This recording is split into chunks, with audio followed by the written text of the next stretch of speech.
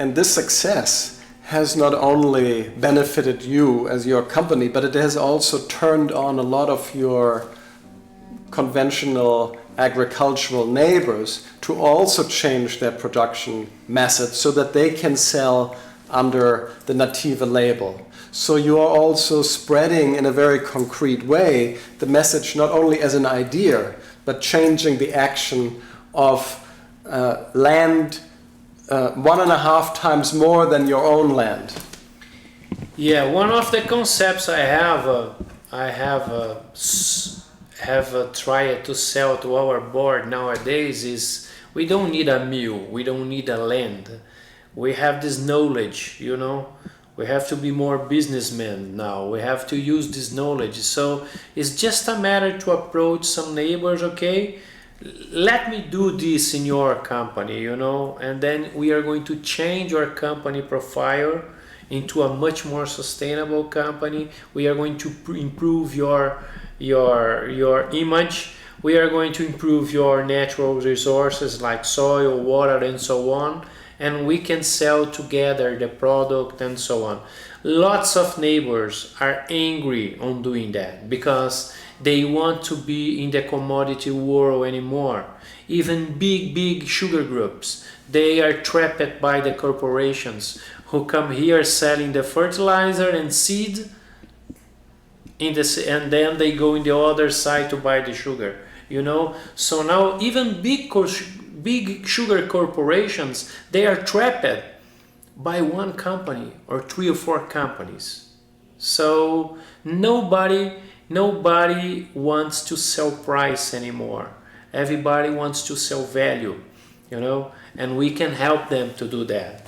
My understanding is that you also are very well received now in the world internationally. You sell your products to some of the largest corporations in the world that want to be associated with this value, this ecological and humane and commercial value. You work with Kofi Annan and other people that want to change the way the world does agriculture.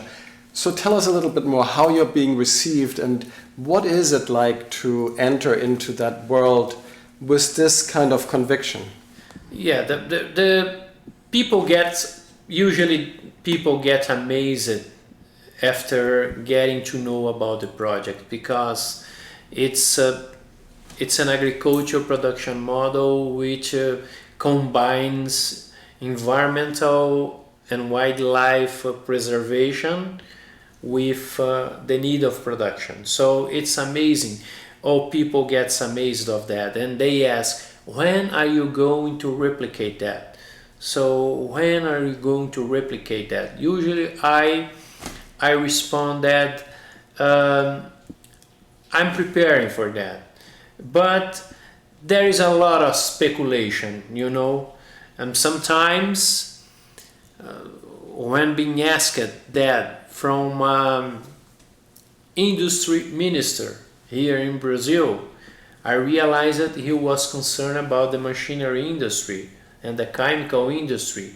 So I have to take a lot of care, you know, when walking in these paths, you know, really to identify who is supporting, able to support this thing. In spite of being good, there is a lot of financial interests involved, a lot of economic interests involved, billions of dollars in the agrochemical defensives industry, billions of dollars in the machinery industry, you know. So, and then I think that